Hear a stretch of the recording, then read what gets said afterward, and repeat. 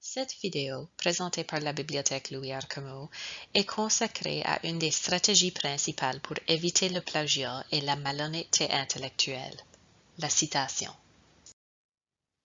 Quand vous citez, vous êtes en train de reconnaître la personne ou la collectivité qui a créé une œuvre. Une citation vous oblige à fournir certains éléments essentiels pour que les autres puissent trouver et consulter l'œuvre que vous avez citée. Ces éléments varient selon le style de citation que vous choisissez, mais ils peuvent comprendre le nom de l'auteur ou le nom de la collectivité, le titre de l'œuvre, la maison d'édition, la date de publication, l'URL, et ainsi de suite. On détermine quels éléments à inclure dans une citation en choisissant un style de citation. Il y a différents styles de citation dans le monde. Ceux-ci vont varier selon le domaine de recherche, votre préférence et la préférence de votre professeur. Les styles méthode auteur-date et méthode traditionnelle sont des styles populaires pour les travaux rédigés en français. Le style APA est souvent utilisé dans les sciences pures. Consultez votre professeur ou votre plan de cours pour connaître les exigences de votre cours. Pour simplifier cette présentation, on a choisi la méthode auteur-date pour vous montrer quelques exemples. La méthode auteur-date définit comment vous devez présenter vos références. Un guide sur la méthode auteur-date et d'autres styles de citation est disponible sur le site web de la bibliothèque. Ces guides fournissent une description de règlement. Notez bien, pour chaque style, l'ordre des éléments, la ponctuation et le style de caractère sont très importants. On va vous présenter quelques exemples dans les prochaines diapositives. Dans la méthode auteur-date, il faut citer dans une bibliographie. Vous placerez la bibliographie à la fin de votre document. Cette diapositive présente un gabarit et un exemple d'une citation de livre pour une bibliographie rédigée dans la méthode auteur-date.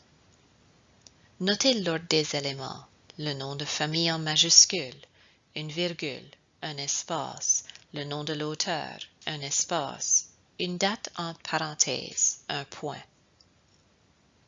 Le titre est en italique, avec la première lettre en majuscule, le reste en minuscule. Bien qu'on puisse se familiariser avec un style de citation, l'objectif n'est pas de mémoriser les règlements. Il faut simplement noter que chaque élément fait partie d'une citation et c'est notre responsabilité de les inclure et de bien les formater. Avec des exemples comme ceux-ci fournis dans les guides, c'est facile. Voici un gabarit et un exemple d'une citation bibliographique d'un site web dans la méthode auteur-date. Comme c'est un type de source d'information différent, le format est un peu différent.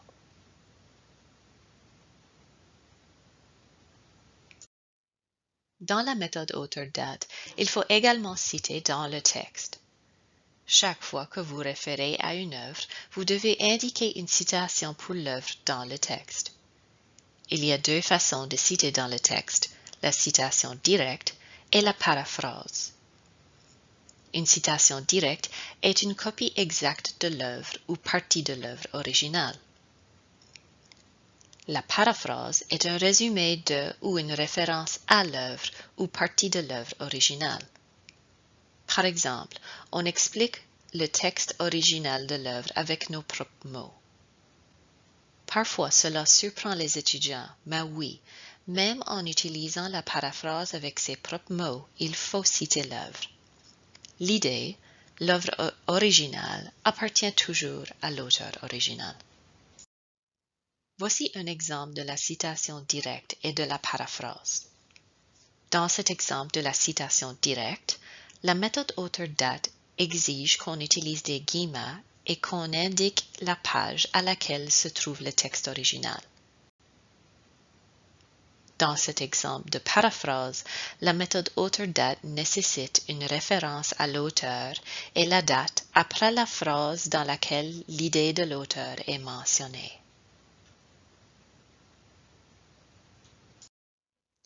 Les bonnes habitudes de citation prennent du temps à développer. Il vous est suggéré de consulter le site web de la bibliothèque pour de plus amples renseignements. Surtout, nous recommandons le tutoriel interactif Citer sans tricher dans notre guide sur le plagiat. Cette présentation sur la citation est maintenant finie. Vous avez complété l'orientation à la bibliothèque pour débutants. Félicitations et bonne chance dans tous vos futurs projets. N'oubliez pas, nous sommes ici pour vous appuyer. Au revoir.